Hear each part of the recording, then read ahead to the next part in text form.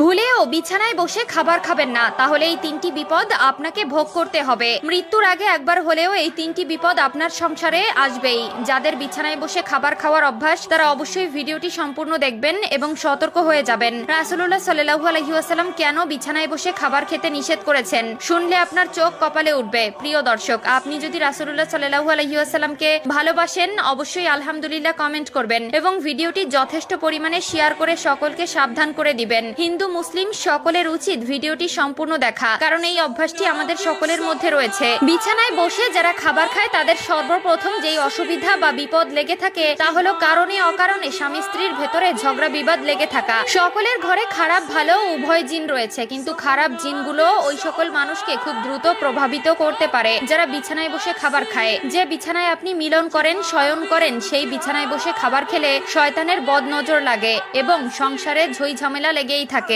2 নম্বরে, যারা বিছানায় বসে খাবার খায় তাদের ঘরে সব সময় কেউ না কেউ অসুস্থ হয়ে থাকে।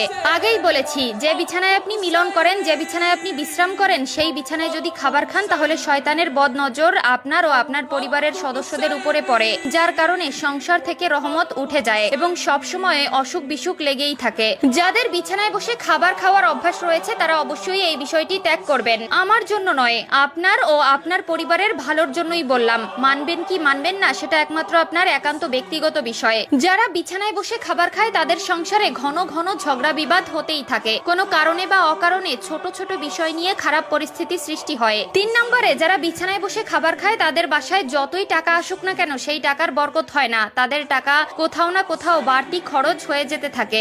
এক কথায় এই ধরনের ব্যক্তিদের উপর থেকে আল্লাহর রহমত উঠে যায় এবং আল্লাহর দেওয়া রহমতে বরকত তাদের উপর থেকে উঠিয়ে নেওয়া হয়। পবিত্রতা ইমানের অঙ্গ এবং যে খাবার আপনার জীবন বাঁচায় সেই খাবার অবশ্যই আপনার পবিত্র স্থানে বসে খাওয়া উচিত। খাওয়ার জন্য আলাদা ঘর বানানো উচিত বা রুম বাছাই করা উচিত। বিশেষ করে অবশ্যই ডাইনিং এ বসে বা ফ্লোরে বসে খাবার খাবেন, কিন্তু বিছানায় বসে কখনোই খাবার খাবেন না। যারা বিছানায় বসে খাবার খায় তাদের সংসারে এই তিনটি বিপদ লেগেই থাকে। যদি বিশ্বাস না হয় তাহলে অবশ্যই মিলিয়ে দেখবেন। বিছানায় বসে খাবার খেলে এই তিনটি বিপদ আপনার সংসারে আসবেই এবং কারো কারো সংসারে হয়তো এই তিনটি আলামত চলমান। আমরা অনেকেই আছি অভ্যাসগত কারণে ঘুমানোর বিছানায় খাবার খাই, এটা একদম করা উচিত নয় এবং যদি আপনার ভেতরে এই ধরনের সমস্যা বা অভ্যাস থেকে থাকে অবশ্যই তা পরিহার করবেন। আল্লাহ তাআলা আমাদের সকলকে সঠিক বুঝ দান করুন, আমিন।